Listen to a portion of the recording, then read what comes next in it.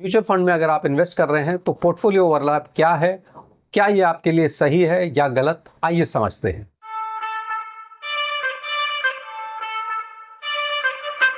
Hello investors, अगर आप mutual fund में पैसा लगा रहे हैं और आपने 2, 4, 10 या 20 एक तरह से म्यूचुअल फंड की अलग अलग स्कीमें ले रखी हैं, तो उसमें ओवरलैप क्या होता है।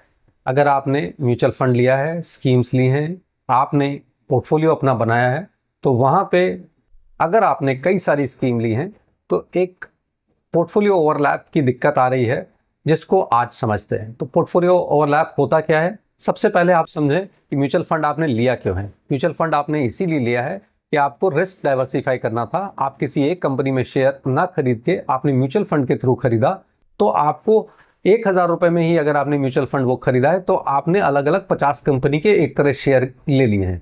लेकिन अगर आपने उसी म्यूचुअल फंड की अलग अलग स्कीम्स या 10 म्यूचुअल फंड की अलग अलग स्कीम्स ली और उसमें वही सारे शेयर मिल रहे हैं जो पहली स्कीम में थे, तो वो कहलाता है पोर्टफोलियो ओवरलैप। मतलब अगर आप एबीसी कंपनी के शेयर आपकी किसी एक स्कीम में हैं, मान लेते हैं एबीसी फंड में आपके पास XYZ कंपनी के शेयर हैं और आपने किसी दूसरी कंपनी एएमसी की दूसरी स्कीम में लिया, तो वहाँ पे भी अगर XYZ कंपनी के शेयर हैं तो ये होता है पोर्टफोलियो ओवरलैप। अगर ये थोड़ा बहुत है तो चलेगा, लेकिन अगर ये ज़्यादा है तो आपका जो रिस्क डाइवर्सिफिकेशन का एक तरह से मैकेनिज्म था वो फेल हो जाएगा। क्योंकि अगर आपके पास वही सारे शेयर आपकी सारे पोर्टफोलियो में होंगे या सारी स्कीम्स में होंगे, तो आपका जो रिस्क डाइवर्सिफिकेशन है वो काम नहीं करेगा। ये कितना तक हो सकता है। एक तरह से आप माने कि 10% है ओवरलैप तो ठीक है, 20% है तो भी ठीक है, 30% से ऊपर जा रहा है तो ठीक नहीं है, 40 से 50% हो जाता है तो ये बिल्कुल ठीक नहीं है। मतलब आपके अगर 50% ओवरलैप हो रहे हैं तो आप मान के चलिए कि आपका ये रिस्क डाइवर्सिफिकेशन नहीं ठीक है, इसको कम करने की ज़रूरत है। ऐसी स्कीम्स में लगाएं जहाँ पे पोर्टफोलियो ओवरलैप ना हो।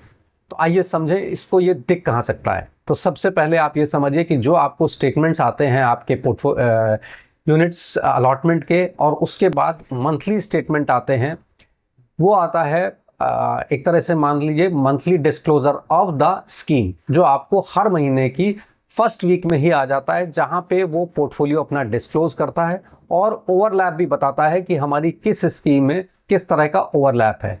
तो आप भी अपने पोर्टफोलियो को एक बार रिव्यू करने के लिए अपने एडवाइज़र से, अपने जो आपको सर्विस प्रोवाइडर है उससे बात करिए, और अगर ओवरलैप की समस्या है तो आप उससे ज़रूर संपर्क करके उससे इस पर डिस्कस करें और अपने लॉन्ग टर्म इन्वेस्टमेंट के होराइजन को देखते हुए इस पे बात करें।